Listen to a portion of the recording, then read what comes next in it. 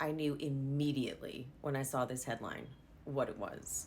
Andy and Brandi have always been like naughty friends because they're both little dirty birdies. Because Andy's a little dirty birdie. He doesn't hide it. It's a known thing, right? Brandi's name has been destroyed because she basically did what she's been doing, but came across the wrong one this time. So she's trying to prove I'm not the only one, okay? I'm not the only one that makes sexually inappropriate whatever the hell. And honestly, this is sort of what I said. I said that Bravo and Andy were kind of just as responsible for creating the monster that is Brandi Glanville. And I know I hate calling her a monster, but she's been doing this. She's been inappropriate sexually with so many freaking people. But Caroline was the one who was like, done. I don't like this. I'm saying no and I mean it. And she's like, that's what everyone says. Ha ha, this is just what I do. It's what everybody likes. Everybody loves it. And someone like an Andy Cohen, who's a total little dirty birdie, he would like it. So he encouraged it. They had a probably very inappropriate friendship in terms of boundaries and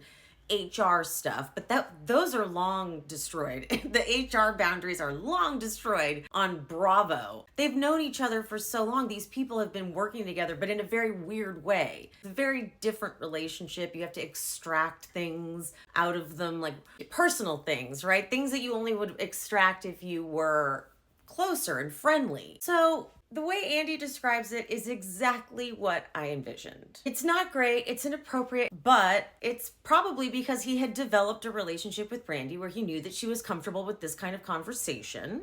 And Andy says, in response to this, I'm sure he spoke to a lawyer before making any kind of statement. So before people are like, he should not have said anything. Maybe it was bad advice, but I'm sure someone talked to him. The video shows Kate Chastain and I very clearly joking to Brandi. And by the way, not saying Kate in it really changed. Okay, because here's the thing.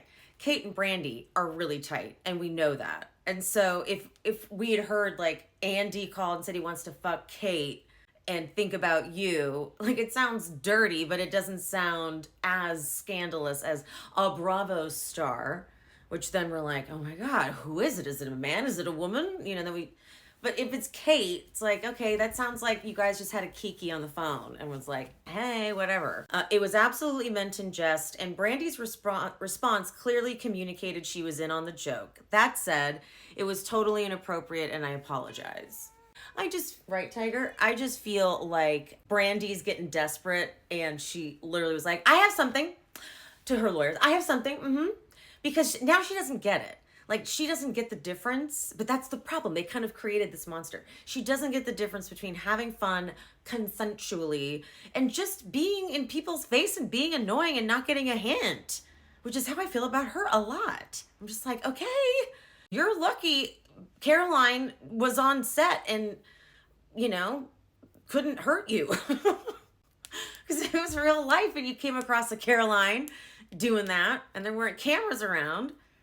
Who knows? So yeah, like Brandi tried it, but I'm sure this is going to be very easily refuted. But also, I'm sure it's like Andy probably does this with multiple Bravo celebrities. I'm sure there are multiple people that he has inappropriate relationships with. That it's like, if you ever laid that out in a lawsuit or something like that, it would be really bad. But when it's just the way it's been, this might end up being a problem for Andy. Actually, the more I think about it.